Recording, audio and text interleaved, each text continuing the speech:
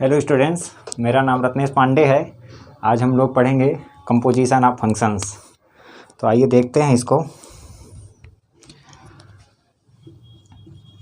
F O ji does not equal to ji O f, ये होता है। इसको समझने के लिए दो मशीन लेते हैं, एक ये मशीन है और एक ये मशीन है। इससे एक इनपुट देंगे, इससे इनपुट देंगे तो ये आउटपुट निकलेगा। इससे जो आउटपुट निकलेगा, इससे ये एफ एक्स है, जो इसका आउटपुट निकलेगा वो जाकर इसका क्या बनेगा, इनपुट बनेगा।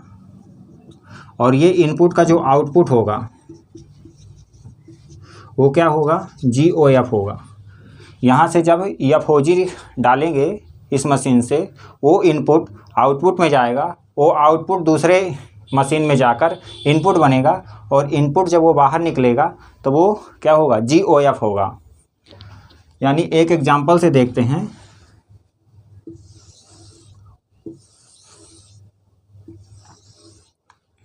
ये क्या है, एफ एक्स है, इसको वाई एक्स मान लो, इसको जी एफ मान लो, जी एक्स। जब इसमें क्या है 1 2 3 4 A B C D 9 8 7 5, 1 का रिलेशन A से होगा, 2 का रिलेशन B से होगा, 3 का रिलेशन C से होगा, 4 का रिलेशन D से होगा। और ये क्या है, ये फंक्शन है। ये क्या है, एफ एक्स फंक्शन है, एफ एक्स फंक्शन है। और ये क्या है, ये जी एक्स फंक्शन होगा। दो फंक्शन होंगे, एक एफ एक्स फंक्शन होगा और एक जी एक्स फंक्शन होगा। इसका रिलेशन 8 से है, 9 से है, 7 और 5 से। ये एफ ओ जी कब बनेगा, एफ ओ जी यानी जब क्या होगा, यानी जी ओ एफ और एफ ओ जी ये तभी बनेगा जब यानी इक्वल टू एफ और जी में क्या हो जाएगा, जी एक्स में क्या बनेगा, संबंध बनेगा, रिलेशन बनेगा। तभी ये क्या एफ ओ जी बन सकता है, नहीं अन्यथा एफ ओ जी और जी ओ एफ नहीं बन सकता। मेरे कहने का मतलब ये है कि यदि x such that x y है, g such that y z है, तो क्या एफ ओ जी तब बनेगा जब क्या हो जाएगा, वाई जेड इसका क्या लास्ट वाला क्या हो, दोनों से मिलना चाहिए, इसका लास्ट का और इसका शुरू का मिलना चाहिए। तब ये दोनों एक्स और जेड क्या होना चाहिए, एक्स टेंड टू जेड होना चाहिए। एक्स टेंड टू जेड होगा तभी एफ ओ जी बनेगा, अन्यथा एफ ओ जी नहीं बन सकता। F O g equal to ji O f, ये कभी बराबर नहीं हो सकते, दोनों ये बराबर नहीं हो सकते। इसको एक प्रॉपर्टी और होती है, जी ओ एफ को क्या लिख सकते हैं, जी ओ एफ को क्या लिख सकते हैं, एफ इनवर्स। ये जी ओ एफ जो होता है वो एफ इनवर्स के बराबर होता है। एफ इनवर्स को हमने पिछली बार बताया था कि इसका इनवर्स कैसे निकालते हैं, इनवर्स ऑफ ट्रिग्नोमेट्री में पढ़ाए थे। और इसमें F O ji does not equal to ji O F होगा, और G O F does not यानी क्या, इसके बराबर होगा एफ इनवर्स के। एफ इनवर्स किसके बराबर होगा, जी ओ एफ के। इसी तरह यदि एफ ओ जी होगा तो ये किसके होगा, इनवर्स, जी इनवर्स के होगा। किसके होगा, जी इनवर्स के होगा। आइए अब हम कुछ एग्जाम्पलों से देखेंगे।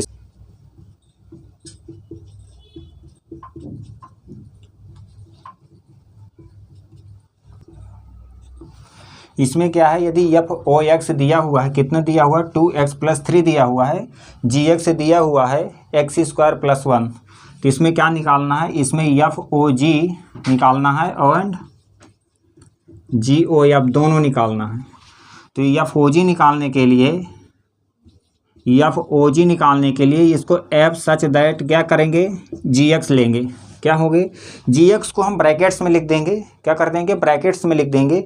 और जी एक्स को हम क्या मान लेंगे, टी मान ले या के मान ले, कोई भी वेरिएबल मान ले। तो इसको क्या लिख देंगे, एफ के की वैल्यू क्या है, के की वैल्यू हम इसे मान लेते हैं। एफ की जगह क्या है, एक्स की जगह 2x है।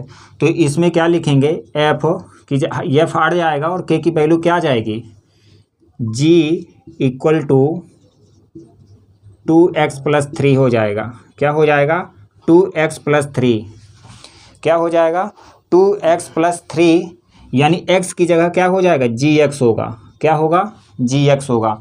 अब जी एक्स की वैल्यू भर दो इसमें, यानी इसमें 2gx+3 है, तो gx में वैल्यू भरेंगे तो क्या हो जाएगा 2x² + 1 + 3 हो जाएगा। अब इसका मल्टीप्लाई करेंगे तो क्या हो जाएगा 2x² + 2 + 3, ये कितना आ जाएगा 2x² + 5। ये क्या आया है, ये FOG आया है। क्या आया है, FOG आया है। अब इसको क्या इसी प्रकार क्या निकालेंगे, GOF निकालेंगे। GOF यहाँ देख लेते हैं। GOF में क्या है, यानी पहले G को क्या करेंगे, G को बाहर लिख लेंगे, F को क्या मान लेंगे, T मान लेंगे। क्या मान लेंगे, T मान लेंगे। अब G की वैल्यू क्या है, x² + 1 है। क्या है, x² + 1 है। क्या है, ये T की वैल्यू है। तो इसकी जगह क्या लिख देंगे, F को x² की जगह किसकी वैल्यू लिख देंगे, F की वैल्यू लिख देंगे। तो क्या हो जाएगा 2x + 3 x² + 1। अब इसका क्या करेंगे, होल ऑफ स्क्वायर खोलेंगे, a + b + 2ab होता है a + b का होल ऑफ स्क्वायर।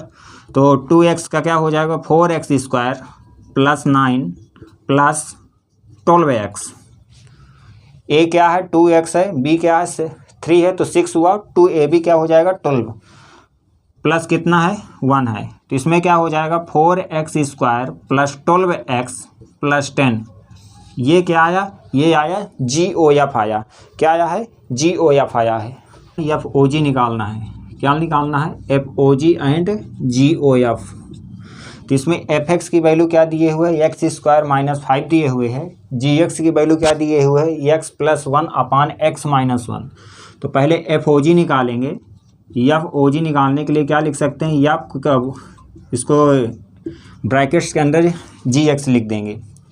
अब x में क्या है, x की जगह gx भर देंगे और f की वैल्यू भरेंगे पहले। तो f की वैल्यू क्या है, f की वैल्यू क्या है, यानी gx² - 5 है। क्या है, gx² - 5 है। अब इसमें gx भरेंगे। gx क्या दिया हुआ है, x + 1 - x - 1 का होल ऑफ स्क्वायर 5। ये क्या आया, ये FOG आया है।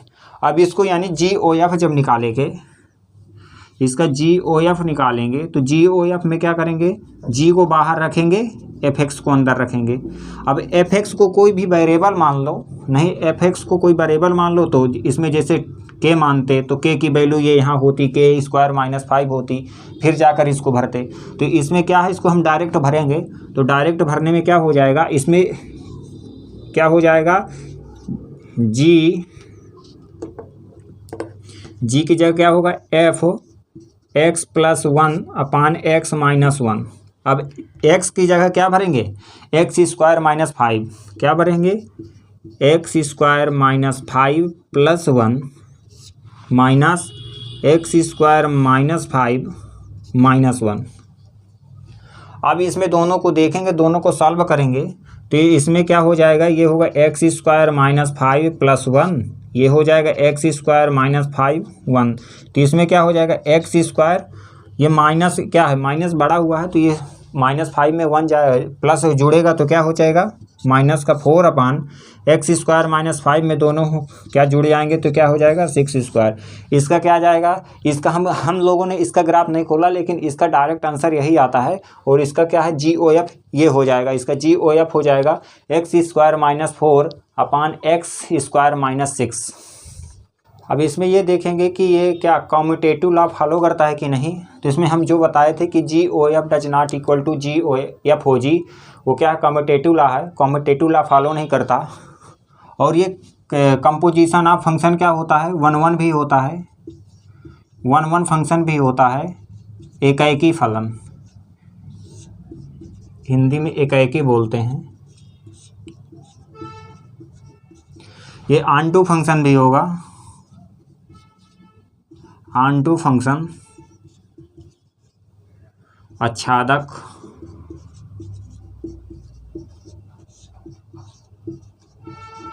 आच्छादक फलन होगा। और ये क्या होगा, ये जो इसकी रेंज होती है, कंपोजिशन ऑफ फंक्शन की जो रेंज होती है, ये सबसेट यानी उप समुच्चय किसका होता है, डोमेन का। क्या होता है, ये डोमेन का उप समुच्चय भी होता है। तो आज इतना ही, अब अगली बार मिलेंगे।